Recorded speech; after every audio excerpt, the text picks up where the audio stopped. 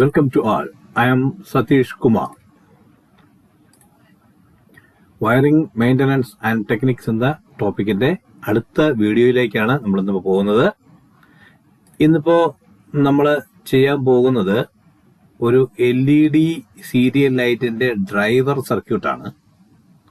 അപ്പോൾ LED serial ലൈറ്റിന്റെ driver circuit എന്ന് പറയുമ്പോൾ നിങ്ങൾക്കറിയാം, നമ്മുടെ മൈക്രോസെറ്റുകാരുടെയൊക്കെ ഇരിക്കുന്ന, കല്യാണ പന്തലുകാരിലൊക്കെ ഇരിക്കുന്ന ആ ഒരു ലൈറ്റ് സർക്യൂട്ടിന്റെ, അല്ലെങ്കിൽ നമ്മുടെ വീട്ടിൽ തന്നെ നമുക്കൊരു ലൈറ്റ് ടെസ്റ്റ് ചെയ്യാൻ വേണ്ടി ഉപയോഗിക്കാൻ പറ്റുന്ന ഒരു ലൈറ്റ് സർക്യൂട്ടിന്റെ ഒരു ചെറിയ സർക്യൂട്ടാണ്. നമുക്ക് ലോക്കലി നമ്മുടെ നാട്ടിലുള്ള തന്നെ ഇലക്ട്രോണിക് കടകളിൽ നിന്ന് വാങ്ങി ചെയ്യാൻ പറ്റുന്ന ചെറിയ സർക്യൂട്ടിന് 35-50 രൂപയ്ക്ക് അകത്ത് ചെയ്ത് തീർക്കാൻ പറ്റുന്ന നല്ല പവർഫുൾ ആയിട്ടുള്ള ഒരു AC-യെ DC ആക്കി മാറ്റുന്ന ഒരു കൺവെർട്ടർ സർക്യൂട്ടാണ് നമ്മളിന്നിപ്പോൾ ചെയ്യാൻ പോകുന്നത്. അപ്പോൾ നമുക്ക് നേരെ അങ്ങ് വീഡിയോയിലേക്ക് പോയാലോ. അപ്പോൾ അതിനാദ്യമായിട്ട് വേണ്ടത് നമുക്ക് ഒരു ഐറ്റം എന്ന് പറയുന്നത് ഡയോഡാണ്. നമുക്ക് 4007 ഉണ്ട്. അതായത് 1N4007 എന്ന് പറയുമ്പോൾ അതായത് ഒരു N ജംഗ്ഷനാണ്, 1 ആംപിയർ ആണ് നമുക്ക് പറയുന്നത്. അപ്പോൾ ഒരു N ജംഗ്ഷനുള്ള 4007 എന്ന് പറയുന്ന ഡയോഡ് ഉപയോഗിക്കാം. അതവിടെ ഞാൻ കാണിച്ചിട്ടുണ്ട്. അതിൽ ഒരു വെള്ളി വരെയുള്ള സാധനമുണ്ട്. ഇതിന് ശരിക്കും പറഞ്ഞാൽ എത്രയാണ്, 1 രൂപയോ ഹോൾസെയിലായിട്ട് കിടക്കുമ്പോൾ 75 പൈസ 80 പൈസയൊക്കെ ഉള്ളൂ. എങ്കിലും 1 രൂപയോ 1.5 രൂപയൊക്കെ നമ്മളെ നാട്ടിൻപുറത്തുള്ള ഇലക്ട്രോണിക്സ് പേപ്പേഴ്സ് കടകളിൽ കിട്ടും. ചിലർ അതിൽ കൂടുതൽ വാങ്ങുന്നവരുണ്ടാവാം, എങ്കിലും ഇത്രയൊക്കെ ഉള്ളൂ അതിന്റെ റേറ്റ്. അപ്പൊ ഇതിൽ ആ വെള്ളി വര കാണുന്ന ഭാഗമാണ് ശരിക്കും പറഞ്ഞാൽ നെഗറ്റീവ്. ഇനി ഞാനത് മാർക്ക് ചെയ്യുന്നുണ്ട്, അല്ലാതെ വെറും ബ്ലാക്ക് ആയിട്ടുള്ള ബ്ലാക്ക് ആയിട്ടുള്ള ലൈറ്റാണ് പോസിറ്റീവ് എന്ന് പറയുന്നത്. ഓക്കെ, ഇനി നമുക്ക് അങ്ങനെയുള്ളൊരു 4 ഡയോഡുകൾ വാങ്ങിയ ശേഷം ഇപ്പൊ ഈ കാണുന്ന പോലെ ആദ്യം അതിൽ 2 ഡയോഡ് എടുക്കുക. അതിന്റെ പോസിറ്റീവും വരുന്നിടം, അതായത് വരയില്ലാത്ത ഭാഗം തമ്മിൽ ജോയിൻ ചെയ്യുക. ഇനി വീണ്ടും നമുക്ക് അടുത്ത 3ാമത്തെ ഡയോഡ് എടുത്തിട്ട് ആദ്യം നമ്മൾ കാണിച്ച പടത്തിലെ നെഗറ്റീവ് വന്ന ഭാഗത്ത്, അതായത് ഏതെങ്കിലും ഒരു ഡയോഡിന്റെ നെഗറ്റീവ് വന്ന ഭാഗത്ത് 3ാമത്തെ ഡയോഡിന്റെ പോസിറ്റീവ് കണക്ട് ചെയ്യുക. ഇതിപ്പോ സോൾഡറിങ് ചെയ്യാൻ വേണോ നിർബന്ധമൊന്നുമില്ല, നിങ്ങൾക്ക് ചുരുട്ടി വേണമെങ്കിലും വെക്കാം, പക്ഷെ അത് സേഫ്റ്റി അല്ല.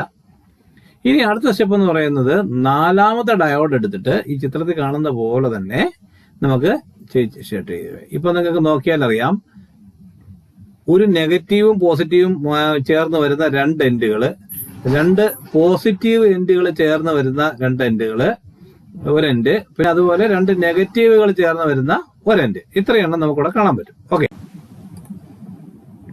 ഇനി നമുക്ക് ഒരു റെസിസ്റ്റൻസ് ലോഡ്, അത് നമ്മൾ ഉദ്ദേശിക്കുന്നത് ഈ റെസിസ്റ്റൻസ് ലോഡ് ഒരു ചെറിയ പ്രശ്നമുണ്ട്. നമ്മൾ എന്താണോ കണക്ട് ചെയ്യുന്നത് അതിനെ ഡിപ്പെൻഡ് ചെയ്തിരിക്കും നമ്മുടെ റെസിസ്റ്റൻസ് ലോഡ് എന്ന് പറയുന്നത്. ഒരു 1 കിലോ വേണമെങ്കിൽ ഇടാം, ഒരു 560 ഓം വേണമെങ്കിൽ ഇടാം, അതും അല്ലെന്നുണ്ടെങ്കിൽ ഒരു 2.2K ഇടാം. ഇവിടെ ഞാൻ 10K ആണ് കാണിച്ചിരിക്കുന്നത്. നമുക്ക് കടയിൽ ചെന്ന് വാങ്ങിയ റെസിസ്റ്റൻസ് അതിനകത്ത് വാങ്ങിയിടാൻ പറ്റും.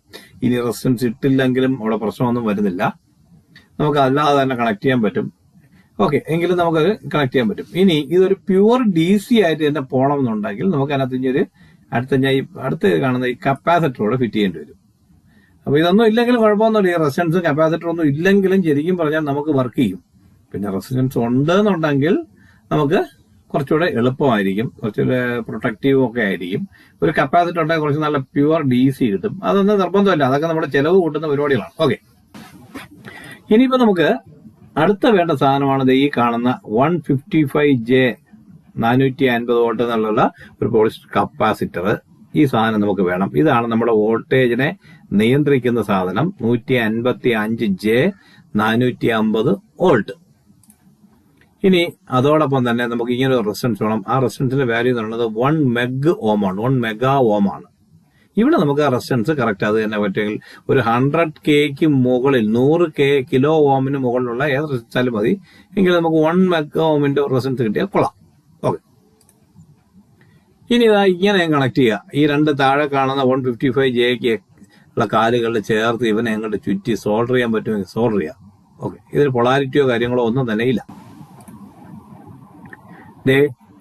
ഇനി ഇത് ഇങ്ങനെ കൊണ്ടുവന്ന് അങ്ങ് കണക്ട് ചെയ്യുക. ആ കണക്ട് ചെയ്തതിന്റെ ഒരു കാലില് നമ്മൾ നേരത്തെ കണ്ടതിന്റെ ഒരു കാലില് സപ്ലൈയും, മറ്റേ കാല് റെസിസ്റ്റൻസ് ജോയിൻ ചെയ്ത മറ്റേ കാല് നേരെ കൊണ്ടുവന്ന് നമ്മൾ നേരത്തെ കാണിച്ച ആ റെക്ടിഫയർ സർക്യൂട്ടിന്റെ ഒരു പോസിറ്റീവും നെഗറ്റീവും വരുന്ന 2 എൻഡുകളിൽ ഒന്നില് ഈ നമ്മളെ റെസിസ്റ്റൻസും കപ്പാസിറ്ററും വരുന്ന ആ പോയിന്റ് കണക്ട് ചെയ്യുക. അതുപോലെ തന്നെ സപ്ലൈയുടെ പ്ലഗിൽ നിന്ന് എടുക്കുന്ന ന്യൂട്രല് ഇതേപോലെ തന്നെ മറുവശത്ത് ഒരു പോസിറ്റീവ് നെഗറ്റീവ് വരുന്ന ഭാഗത്തും കണക്ട് ചെയ്യുക. അപ്പോൾ നമ്മുടെ സപ്ലൈ ഇൻപുട്ട് കൊടുത്തു കഴിഞ്ഞു. ഇനി ഔട്ട്പുട്ട് എന്ന് പറയുന്നത് നമ്മുടെ മുകളിൽ കാണാം 2 പോസിറ്റീവുകൾ ഒരുമിച്ച് വരുന്ന ഭാഗം. അതാണ് ശരിക്കും പറഞ്ഞാൽ നമ്മുടെ നെഗറ്റീവ് ഔട്ട്പുട്ട്. DC ആയി, ഇവിടെ നമ്മൾ DC ആയി കഴിഞ്ഞു, AC സപ്ലൈ DC സപ്ലൈ ആയി കഴിഞ്ഞു, അവിടെ കൊടുക്കുക. അപ്പോൾ അതിലാണ് നമ്മുടെ നെഗറ്റീവ് ഔട്ട്പുട്ട് വരും. അത് നമ്മുടെ LED ബൾബിന്റെ നമ്മുടെ സീരിയൽ ലൈറ്റിന്റെ ഒരു എൻഡിലേക്ക് കണക്ട് ചെയ്യുക. ഇപ്പൊ ശരിക്കും കടകളിലൊക്കെ ചെന്ന് വാങ്ങാൻ ചെല്ലുമ്പോൾ ഈ പറഞ്ഞ സാധനങ്ങളെല്ലാം സെറ്റായിട്ട് കിട്ടും. അത് പോയാലും അത് പോയതിന്റെ പേരിൽ ഒരു LED സെറ്റ് എടുത്ത് കളയുകയല്ല വേണ്ട, നമുക്ക് ഡ്രൈവർ സ്വന്തമായിട്ട് വീട്ടിൽ ഉണ്ടാക്കിയെടുക്കാം. അടുത്തതെന്ന് പറയുന്നത് 2 നെഗറ്റീവുകൾ ഒരുമിച്ച് വരുന്നതാണ് നമ്മുടെ ഔട്ട്പുട്ടിന്റെ പോസിറ്റീവ്, DC പോസിറ്റീവ് എന്ന് പറയുന്നത്. ആ സാധനമാണ് ഞാൻ ചുവപ്പ് വയറിൽ കാണിച്ചിരിക്കുന്നത്. അത് നേരെ കൊടുക്കുക. ബൾബിൽ LED സീരിയൽ സെറ്റിൽ നമുക്ക് അത് എങ്ങനെ വേണോ നമുക്ക് കൊടുക്കാൻ കുഴപ്പമൊന്നുമില്ല, അതങ്ങ് കത്തിക്കോളും. പക്ഷെ ചിലപ്പോൾ അഥവാ നിങ്ങൾ ഇപ്പോൾ കത്തിയില്ല എന്നുണ്ടെങ്കിൽ സപ്ലൈ അങ്ങോട്ടും ഇങ്ങോട്ടും തിരിച്ചു കൊടുത്താൽ ഈ DC പോസിറ്റീവ് നെഗറ്റീവ് അങ്ങോട്ടും ഇങ്ങോട്ടും തിരിച്ചാൽ മതി. AC തിരിക്കേണ്ട കാര്യമില്ല. പിന്നെ വളരെ സൂക്ഷിക്കുക, ഷോക്ക് കിട്ടാൻ സാധ്യതയാണ്. AC സപ്ലൈക്കാരും കൂടുതൽ അപകടകാരിയാണ് നമ്മുടെ DC സപ്ലൈ എന്നുള്ള കാര്യം നിങ്ങൾ മറന്നു പോകരുത്. ഓക്കെ, ഇനി ഈ 4 ഡയോഡ് വാങ്ങി നമുക്ക് ഇങ്ങനെ കണക്ട് ചെയ്യാനൊക്കെ ഒരു ബുദ്ധിമുട്ടുണ്ടോന്നുണ്ടെങ്കിൽ നമുക്ക് ഈ പറഞ്ഞ പോലെ സാധനം കിട്ടുന്നത് ഇവിടെ കണ്ട 05SBA605 എന്ന് പറയും. അതായത് ശരിക്കും പറഞ്ഞാൽ 5 ആംപിയർ 600 വോൾട്ട് വരെ കണക്ട് ചെയ്യാൻ പറ്റുന്ന ഇത് നമ്മൾ ആദ്യത്തെ പിക്ചറിൽ കാണുന്ന ഈ ബ്രിഡ്ജ് റെക്ടിഫയറിന്റെ ഒരു മോഡ്യൂളാണ് ഈ കാണുന്നത്. ഇതിൽ നമുക്ക് പോസിറ്റീവ് നെഗറ്റീവ് കണക്ട് ചെയ്യാം. അല്ലെങ്കിൽ ഇതല്ലെന്നുണ്ടെങ്കിൽ ഇനി ഇതുപോലൊരു സാധനം വാങ്ങിക്കാൻ കിട്ടും, 4 കാലുകളുള്ള BR1010 bridge rectifier 10 ampere 1000 volt എന്ന് പറഞ്ഞ സാധനം. അതാണ് 1010. അത് കിട്ടും. ഇങ്ങനെയുള്ള സാധനം കിട്ടിയാൽ തന്നെ അതിൽ തന്നെ ഈ പറഞ്ഞിരിക്കുന്ന സാധനം മാർക്ക് ചെയ്തിട്ടുണ്ട് കണ്ടോ. ഈ ഒരു ഒഴുക്കൻ വര പോലെ കിടക്കുന്ന 2 വരകൾ ഓപ്പോസിറ്റ് ഉള്ളത് ശരിക്കും AC സപ്ലൈ കൊടുക്കാനുള്ളതും, പോസിറ്റീവ് എന്ന് മുകളിൽ കാണിച്ചിരിക്കുന്നതിന്റെ നേരെ പ്ലസ് എന്ന് കാണിച്ചിരിക്കുന്ന DC ഔട്ട്പുട്ടിന്റെ പോസിറ്റീവും, നെഗറ്റീവ് അല്ലെങ്കിൽ വര വരച്ചിരിക്കുന്നത് നമ്മുടെ DC ഔട്ട്പുട്ടിന്റെ നെഗറ്റീവുമാണ്. അപ്പൊ നേരത്തെ കണ്ട അതേ സാധനം തന്നെയാണ് ഇവിടെ. അത് എങ്ങനെ കണക്ട് ചെയ്യുന്നത് എന്നുള്ള ഞാൻ കാണിക്കാം. ഇങ്ങനെയാണ് കണക്ട് ചെയ്യേണ്ടത്.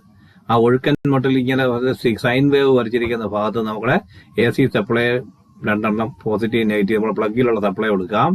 ഇനി അതുപോലെ മുകളിൽ പ്ലസ് എന്ന് കാണിച്ചിരിക്കുന്നത് താഴെയുള്ള കാലില് നമ്മുടെ DC ഔട്ട്പുട്ട് പോസിറ്റീവും മറ്റേ നെഗറ്റീവ് വരച്ചിരിക്കുന്നത് നമുക്ക് DC നെഗറ്റീവും കൊടുക്കാം. അപ്പൊ ഇത്രയും ബ്രിഡ്ജ് റെക്ടിഫയറിനൊക്കെ ബുദ്ധിമുട്ടുണ്ട്. ഇനി നമുക്ക് നമുക്ക് ഈ പറഞ്ഞ ഒരു ബ്രിഡ്ജ് റെക്ടിഫയറിന് പകരം ഈ 2 സാധനം എടുത്തോടെ കണക്ട് ചെയ്ത് കഴിഞ്ഞാൽ നമ്മുടെ സപ്ലൈ എല്ലാം ഓക്കെ ആവും. അപ്പോൾ വീഡിയോ നിങ്ങൾക്ക് ഉപകാരപ്രദമായി എന്ന് ഞാൻ കരുതുന്നു. അപ്പോൾ വീണ്ടും ഒരു വീഡിയോയിൽ കാണുന്നത് വരെ താങ്ക് യു.